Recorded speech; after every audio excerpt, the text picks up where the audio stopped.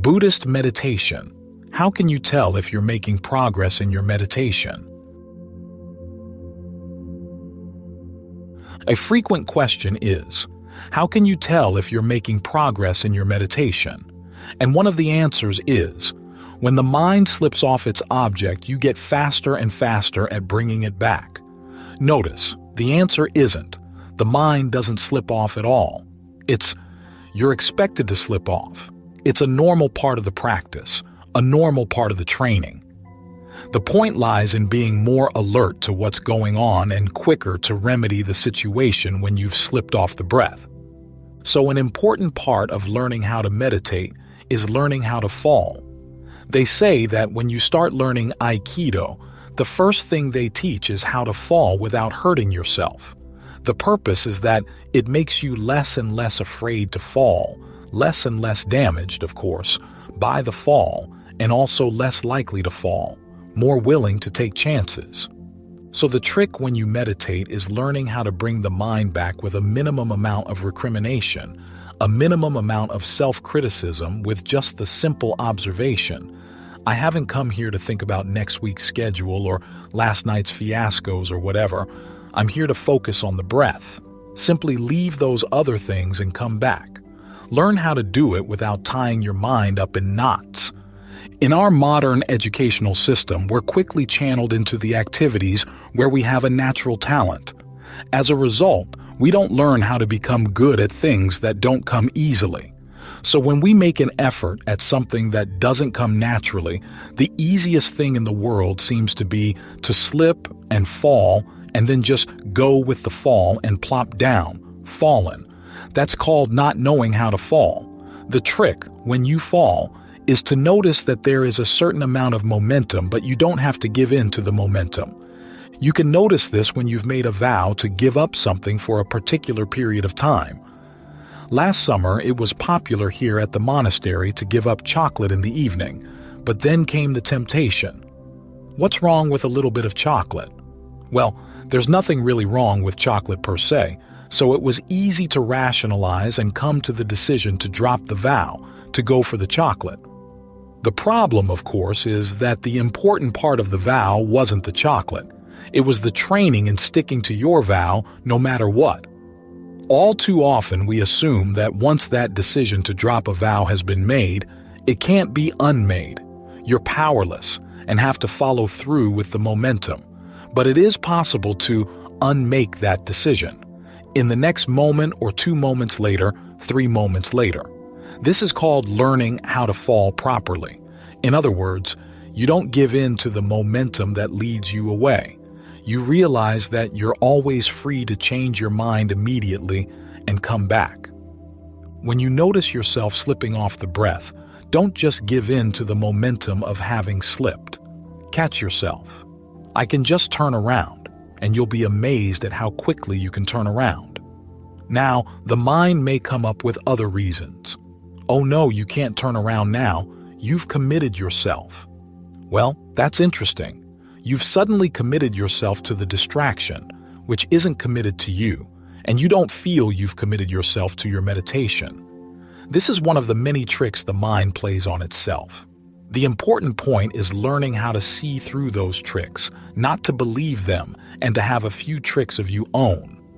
There's a part of the mind that says it's a lot more natural to take the easy way out, but that begs the question of nature versus nurture.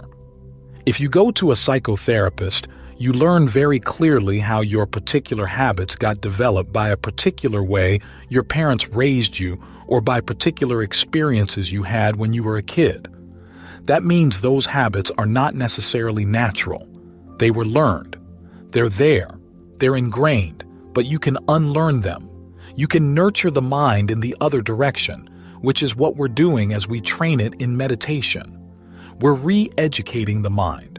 And not only are we teaching it how to stay on one topic as we stay with the breath, but we're also teaching it how to come back to the breath more quickly, how to catch yourself as the mind begins to let go of the breath and latch on to something else, and to just turn right around without any problem at all and latch back onto the breath.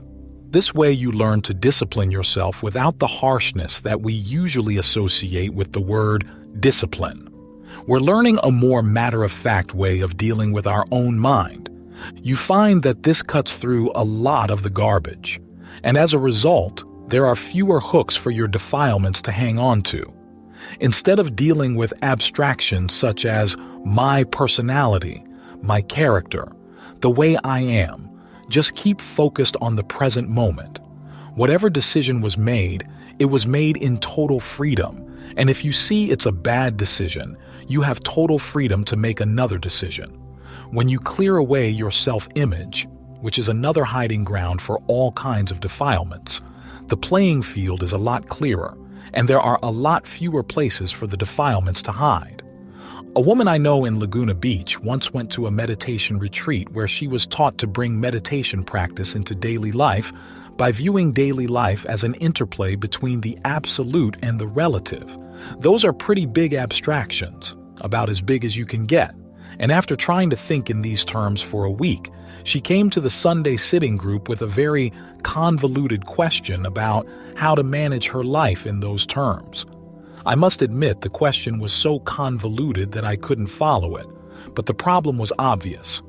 The more abstract the abstraction, the more difficult it is to see your way clearly in the path, and the easier it is to get tied up in knots.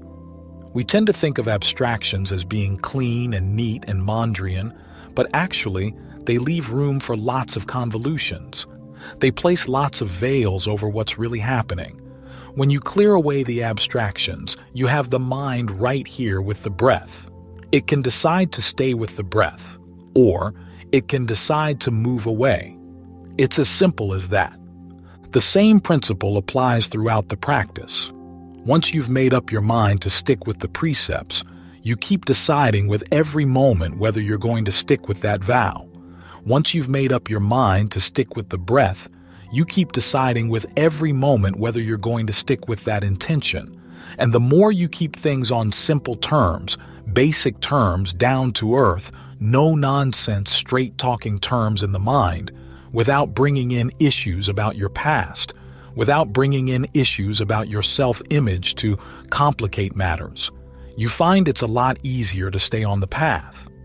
It's a lot easier to bring yourself back when you fall off, because there are fewer convolutions in the terrain you're falling on.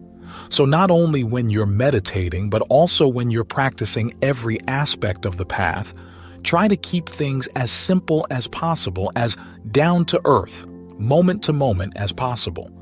When I was staying with a John Fuang, he would sometimes ask me to do things like, "Tonight sit up and meditate all night long." "Oh my gosh," I responded the first time he said that, "I can't do that. I didn't get enough sleep last night and had a long, tiring day." And so on. And he said, "Is it going to kill you?" "Well, no." "Then you can do it." As simple as that. Of course, it wasn't easy, but it was simple. And when you keep things simple, they eventually do become easier. You just stay with that moment-to-moment decision, not thinking about, all night, I've got to keep this up all night. You just think about this breath, this breath, this breath. Find ways to keep yourself interested in each breath as it comes, and you'll make it to morning. That's how you bring the meditation into daily life. Keep things simple. Strip them down. Once things are stripped down in the mind, the defilements don't have many places to hide. And when you do fall, you fall in a place that's easier to get up from. You don't have to give in to the momentum of the fall or get stuck in a quagmire. You catch yourself and regain your balance right away. My mother once said that the event that first attracted her to my father happened during a meal at her home. My uncle, her brother, had invited my dad home from college for a visit. Then one day, during a meal, my dad knocked a glass of milk off the table, but he caught the glass before it hit the floor. And that's why my mother married him. I know it sounds kind of crazy. I owe my existence to my father's quick reflexes, but it says something very interesting. And it's the kind of quality you want as a meditator. If you knock yourself over, well, you can pick yourself right back up. If you can do it before you hit the floor, so much the better. But even when you're flat on the floor, you're not a glass. You haven't shattered. You can still pick yourself up. Try to keep it as simple as that.